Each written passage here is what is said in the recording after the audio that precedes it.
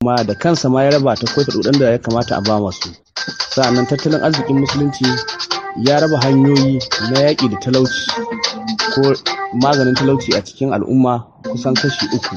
Akwai hanyoyi guda uku da ake maganin talauci. Akwai hanyoyin da ake ce musu positive measures, wasu hanyoyi da hukuma za ta bi wajen yin maganin yaɗuwar talauci da kuma watsa arziki a cikin al'umma, wanda waɗannan hanyoyi su ne hanyoyin da ake zuwa a samar da dokoki da ƙa'idoji da hukunce-hukunce akan yadda za a nemi dukiya da yadda za a amfani da ita.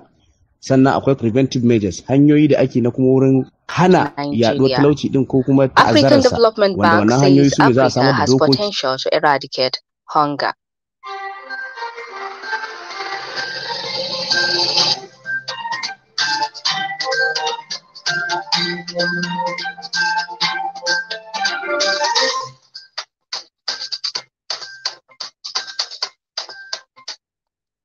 Today is Tuesday,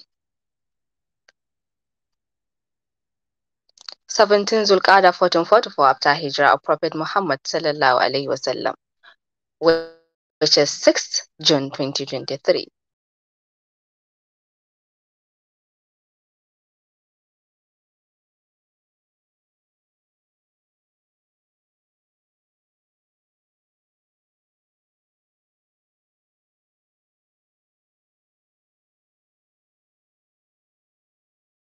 Of the 20 special advisors were not disclosed in the request. The president didn't, however, attach the names of the advisors to the letter read by Mr. Lawan.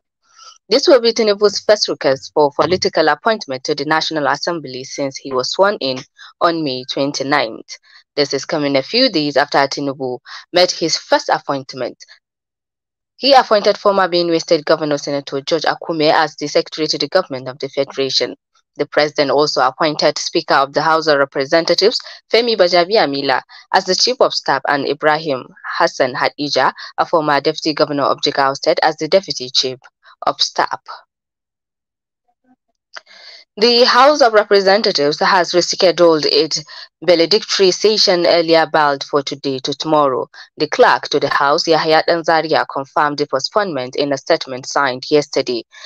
Speaker Femi Bajabiamila had last week announced the session would hold today, while directing the House Committee on the Rules and Business to make the order paper for the day free.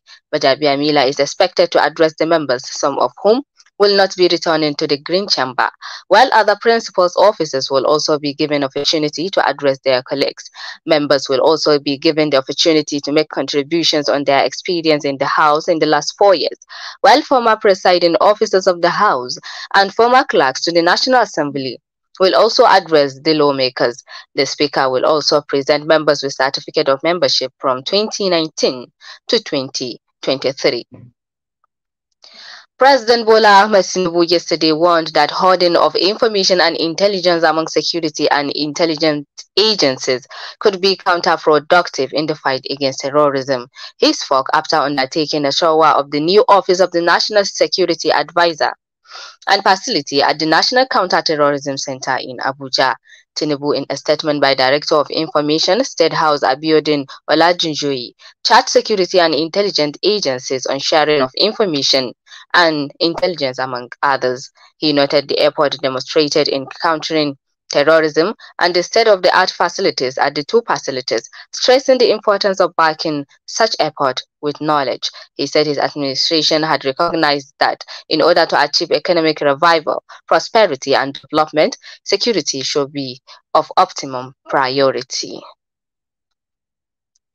A federal high court in Abuja has dismissed the suit by residents of the Federal Capital Territory seeking to stop the inauguration of Bola Tinubu as president over the lack of 25% votes in the Federal Capital Territory.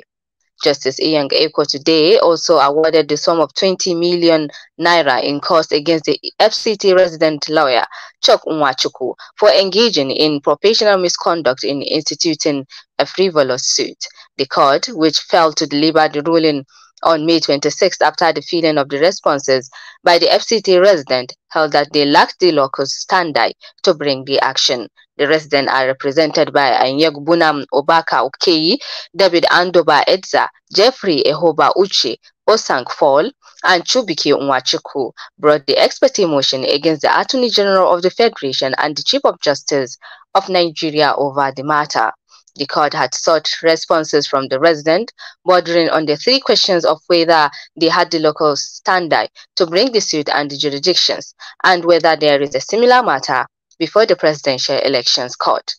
But in his ruling today, Justice Eko said the resident and voters failed to demonstrate to the court that similar subject is not pending before the Presidential Election Petition Tribunal, which proceedings are ongoing. The Chief of Staff to former President Muhammad Buhari, Ibrahim Gambari, has handed over to the outgoing Speaker of the House of Representatives, Femi Bajabiamila, who takes up the mantle. Gambari held the position from 2020 to 2023 after the death of his predecessor, Abba Kyari, in April 2020. The session, which showcased the handover documents, took place on Monday at the Presidential Villa in Abuja and was witnessed by President Bola Tinubu. Tinubu last week announced the appointment of Bajabiamila as his Chief of Staff, while Senator Ibrahim Hassan Hadija, a former Deputy Governor of Jigawa State, was appointed as Deputy Chief of Staff. Shortly after Bajabiamila's appointment was made official by the President, the 60-year-old expressed his gratitude in a statement, ending weeks of speculation. As the Chief of Staff, Bajabiamila's role is primarily focused on managing the flow of information and people, while also advising the President on various issues.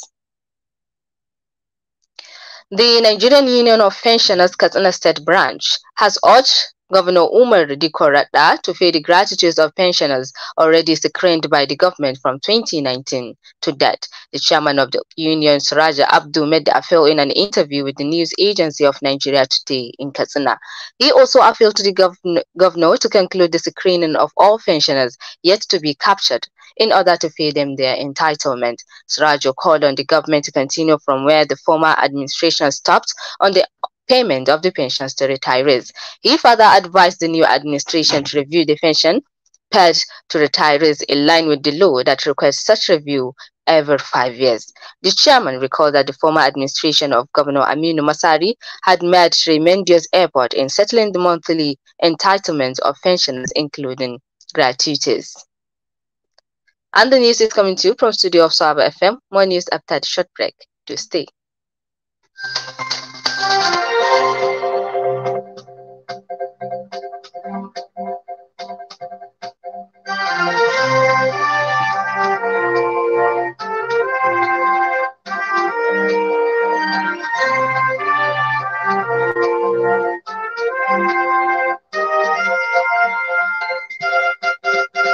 This is News on the Hour, Sauraro Radio FM. Stay tuned. This is Sauraro English News coming to you from the studio of Sauraro FM, transmitting on a frequency of 104.9 at Ija. Now the news continues. The newly appointed Secretary to the State Government, Alhaji Bala Ibrahim, has assumed duty. In a brief meeting with the permanent secretaries and directors, Alhaji Bala Ibrahim Mamsar solicited the support and cooperation of the staff.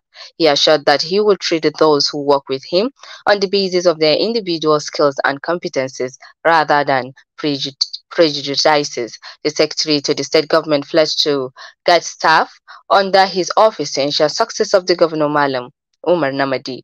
In his remarks, the Permanent Secretary Administration and Finance Alhaji Muhammad K. Dagacheri pledged loyalty of all staff to the new SSG. He said the 3 permanent secretaries in the office of SSG will tomorrow take turns to brief him. Also, the Permanent Secretary Special Services and Council Affairs Alhaji Abba Muhammad assured that SSG of all the necessary support and cooperation to achieve the desired objective. Meanwhile, Governor Malam Umar Namadi has approved the appointment of Hamisu Muhammad Gumel as Chief Press Secretary to the Governor. This was contained in a statement signed by the Secretary to the Government of Jigawa State, Alhaji Bala Ibrahim. Other appointees are Muhammad Salisu Sika, Special Assistant for Photography and Publication, Garba Muhammad Hadija as Special Assistant New Media 1, Umar Suleiman as Special Assistant New Media 2. The statement said all the appointments are with immediate effect. The All Progressives Congress APC in Kano State has described the demolition of structures erected on public property by the state government as barbaric behavior.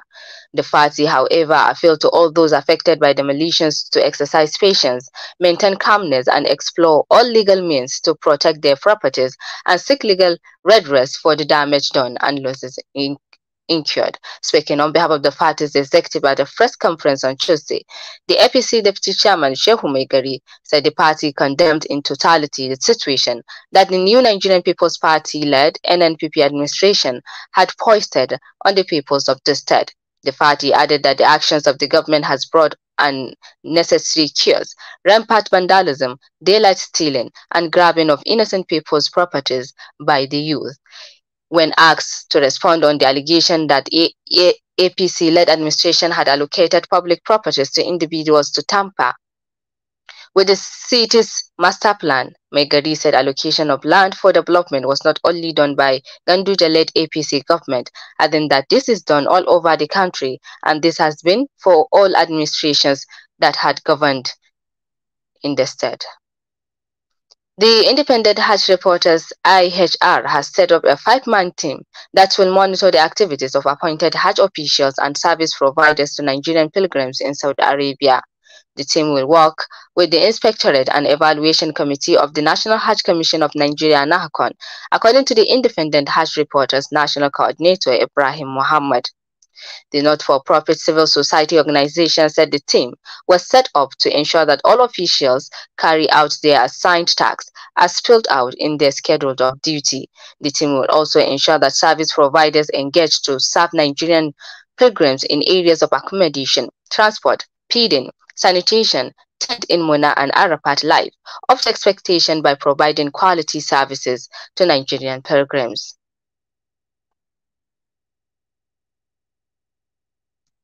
African Development Bank President Dr. Akinwumi Adesina says Africa has the necessary partnerships and technologies to eradicate hunger.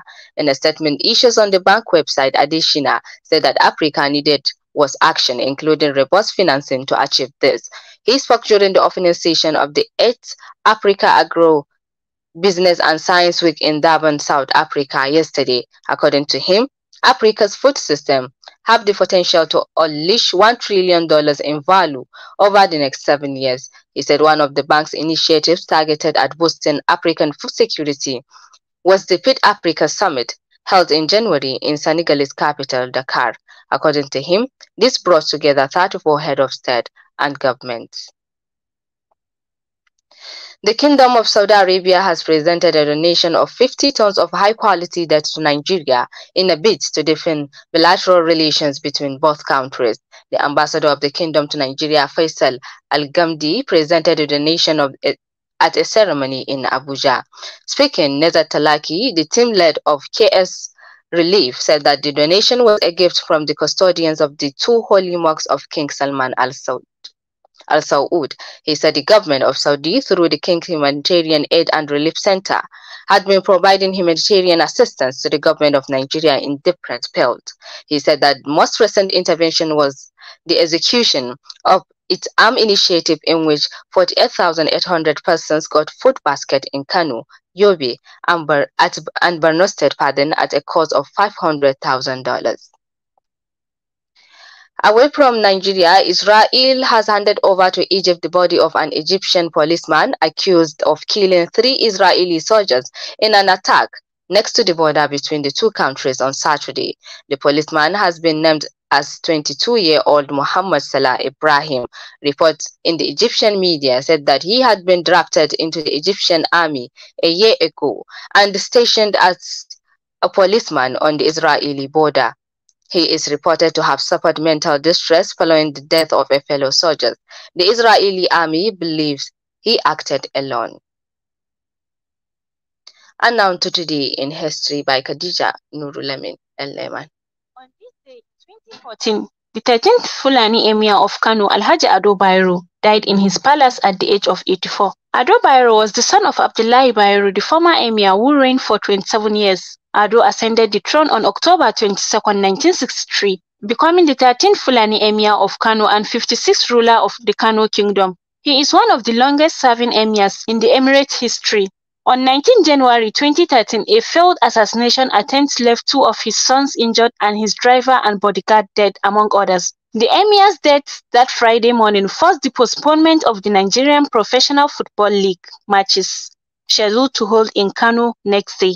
The late emir died at the age of 84, leaving 4 wives, 60 children, and more than 300 grandchildren. Khadija Nurlamin Leman, Sawaba Radio. Thank you, Khadija Nurulamin, and that concludes the news for tonight. But before I go, a recap of the major headlines. From the new Senate approves Tinubu's request to appoint 20 special advisors. Saudi Arabia donates 50 tons of debt to Nigerians. African Development Bank says Africa has potential to eradicate hunger. On behalf of the news department headed by Salamatunu Liman, our editor Muhammad Sliman Yobi, I am Salma Adam Iko. Have a good night.